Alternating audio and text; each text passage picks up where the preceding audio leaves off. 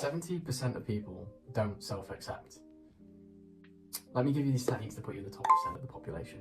I've been using the techniques from Nathaniel Brennan's book, The 6 Pillars of Self-Esteem, especially on the self-acceptance part, and this has absolutely changed my life. I'm less anxious socially, I have higher self-esteem, I've improved on my body dysmorphia just from a few techniques and self-compassion. Let's get into it. Well, first, let's go into what is the opposite of self-acceptance, which is to self-reject. Say, for example, you have something about your face you do not like. You look in the mirror and you think, oh, I really hate that. You tense up, you avoid it, you don't look at it, you push the feelings down. The feeling gets worse and worse and the insecurity grows more and more. But how to self-accept is to confront the feelings, to confront the facts, and to breathe into the feeling, to loosen your body and to breathe into it. This creates this tenseness to start to melt over time. When we fight a block, it grows stronger.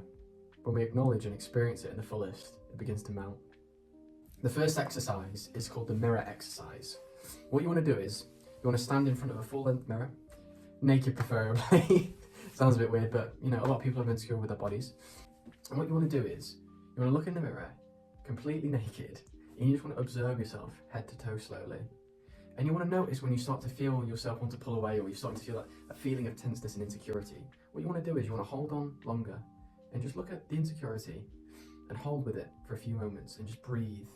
Breathe and loosen the body and focus on the feeling as you do this, and say this mantra: whatever my insecurities are or imperfections, I accept myself wholeheartedly and completely. I usually set a timer for a couple of minutes, and you want to do it morning and night. I've been using this technique for the past 3 months and it has been life-changing, absolutely life-changing. I've suffered with a lot of body dysmorphia and other things similar to that, and it has transformed my self-esteem, the way I perceive myself. Honestly, I can't recommend this technique enough. The second technique entails thinking of an event or something that makes you feel insecure, sorrow, sadness, or envy. You want to think about an image that really triggers these feelings for you: sorrow, anger, upsetness, insecurity. And when you have the image, you want to breathe into your feelings and you really want to experience it in their full. Then don't resist the feelings, fully accept it in the present moment. Practice saying, I'm now feeling the emotion of blank in its fullest. And then say, I fully accept it. At first you'll find it difficult, you want to protest and reject the feeling and tense against it, but stick with the process. And while feeling the feeling, saying a fact is just a fact and the feeling is just a feeling to be there. Personally, I find it's useful to isolate the feeling, breathe into it and go, I'm now exploring the world of jealousy and I feel jealous because, and this makes me feel. And the more I explain it and the depth of the insecurity, the more it wants to unravel and let go of itself. And this is 50% of self-acceptance.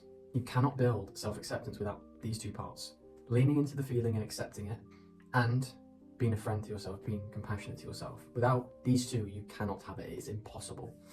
So now we've got those 2 exercises down to learn to accept the feelings in the moment with a bit of self-compassion there, because unwinding the logic behind it can help you be self-compassionate. For example, if you're looking in the mirror and going, or you're thinking about an insecurity you've evoked and you go, I'm now exploring the world of my big nose and I feel I'm not good enough because I've got a big nose and it makes me ugly. And then you start to rationalise your thinking, like, well, okay, maybe I do have a big nose, but doesn't mean I'm unattractive. I can still be attractive with flaws. And you start to rationalise.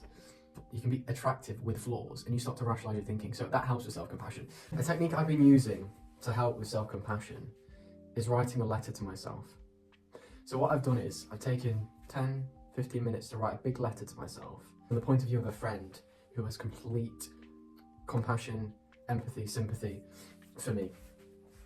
And speaking about my issues and my problems and things I'm insecure about and looking at it from a friend's perspective. And then once you've done that, leave it for the next day. And what I do is I read it every day to myself, first thing in the morning, to really let my mindset be shifted to something of a kind and self-compassionate place. But other exercises I found that have really helped with self-compassion is mantras. Now, for someone who can get in their own head and be harsh on themselves in certain situations as an actor or a performer and socially, I find mantras are a fantastic cut through, almost giving you results of having done in months and months of self-compassion exercises. Because, you know, think about it, if we're doing exercises, it can take a while for it to come, but you can change your thought like that, but it's a conscious effort. So things like saying, depends what you're self-conscious about. You know, you can go, it's not my fault. I mean, not saying that you don't take responsibility for it, but for me, you know, I don't want to get too personal here, but for things that do with my mental health, like, that isn't my fault, but I'll beat myself up over. to go, it's not my fault. Everyone can feel this way at certain parts in their life, and it's a normal human response. That helps me relax.